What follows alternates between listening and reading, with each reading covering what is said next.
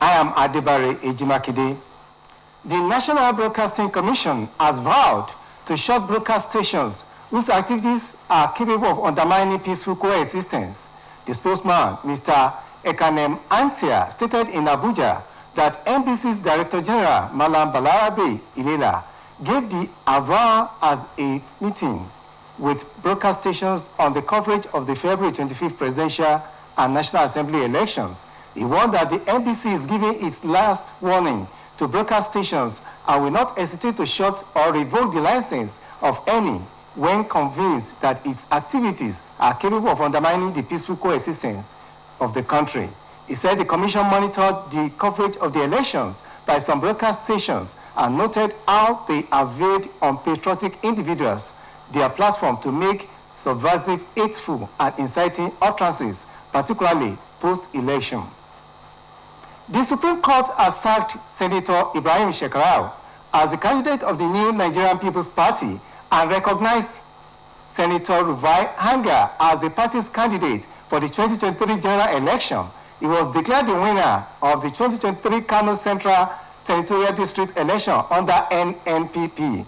Shekarau, a sitting senator, was in the NNPP and was nominated to vie for the senatorial position under his platform. However, before the elections, he had announced his defection from the NNPP and abandoned his senatorial ambition to join the People's Democratic Party.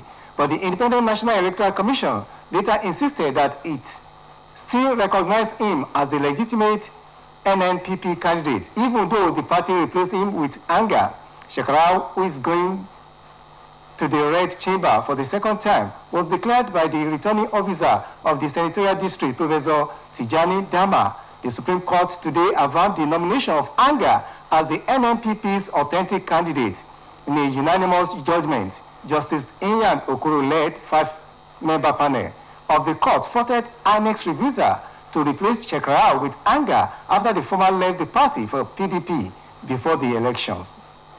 The Independent National Electoral Commission has said it would appeal the court judgment, which ordered that 2 Nigerians with temporary voter cards should be allowed to vote during the March 18, 2023 governorship and houses of assembly elections.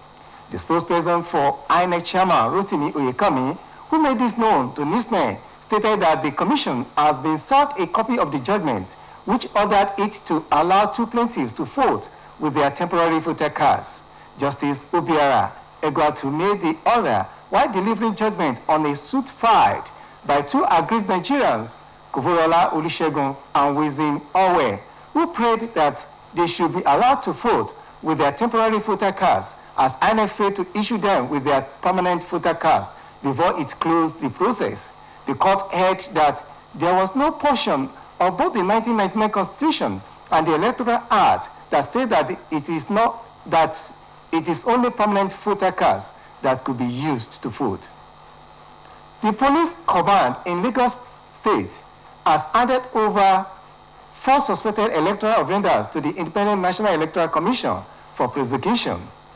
The police public relations officer in the state, SP Benjamin Ondenyi, who confirmed this to newsmen, said that out of 23 persons arrested during the presidential and parliamentary elections in Lagos State, 6 of them were allegedly found to be culpable for electoral and criminal acts. He said 2 males and 2 females were handed over to INEC today for alleged unlawful possession of PVCs and diversion of sensitive electoral materials. The spokesman said that 2 other suspects arrested same day will be prosecuted by the police for alleged unlawful possession of firearms. The ruling People's Democratic Party has challenged the opposition All Progressive Congress, APC, in Osun State to play politics by the rules by not scheming to circumvent the will of the people. It warned that such habitual opportunistic tendencies may throw the country into crisis.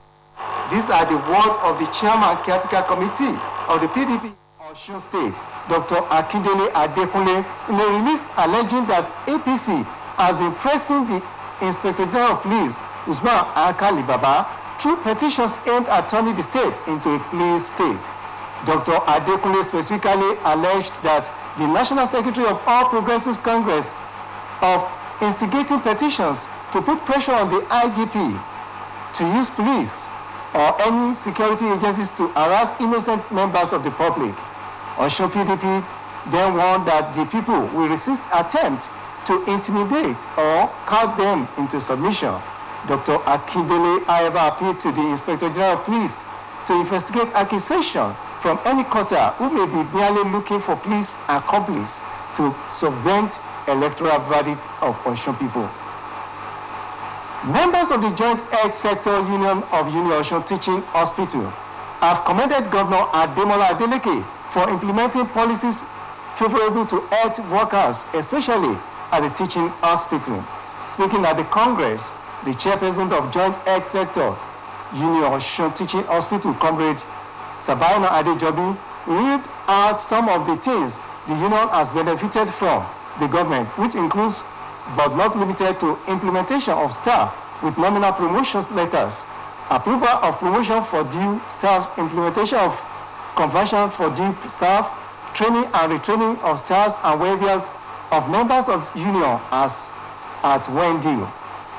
She, however, highlighted some of the challenges being faced by the union, which requires urgent attention, such as the proper implementation of new minimum wage for Union Osun Teaching Hospital health workers, the implementation of reviewed hazard allowance for hospitals, medical centers, and clinics in ministries, departments, and agencies.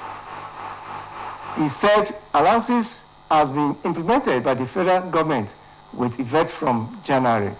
And not to sport.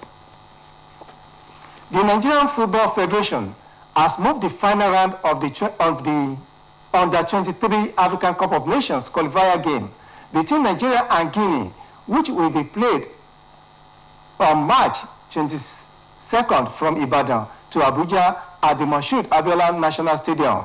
Minister of Youth and Sports, Sunday Dare, had proclaimed the Lakers Salami Stadium, Ibadan, as the base of the Under-23 team for their quest to qualify for the 2024 Olympics. In a statement released by the NFF's Director of Media and Communication, the future will now be played in Abuja 2 days before the Super Eagles will host Guinea-Bissau in a 2023 African qualifier at the same venue. The game was earlier scheduled for the Lakers Salami Stadium, Adama Shingba, Ibadan, with the return leg coming up on March 27 in Guinea.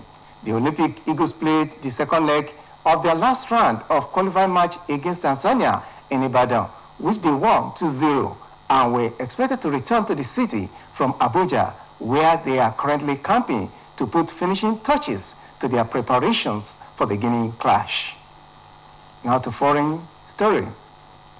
Angelina Teny has been dismissed from her position as Defense Minister. South Sudan's President Salva Kiir and his first deputy, Riek Machar, are expected to meet soon at the State House in the capital, Juba, to discuss the recent dismissal of Defense Minister Angelina Teny. Mr. Kiir also swapped the Ministries of Defense and Interior, taking defense to his political party, the Sudan People's Liberation Movement, and the Interior Ministry to Mr.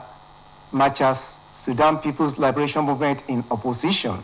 The SPLM-10 termed the presidential decree unilateral and a violation of the revitalized peace agreement and demanded that Ms. Teny be reinstated to her position. The peace agreement gives parties the power to remove their representatives in the Council of Ministers and nominate the replacements by notifying the president. That was the evening news on Osbc TV. Join us at 7 for major reports. Good evening.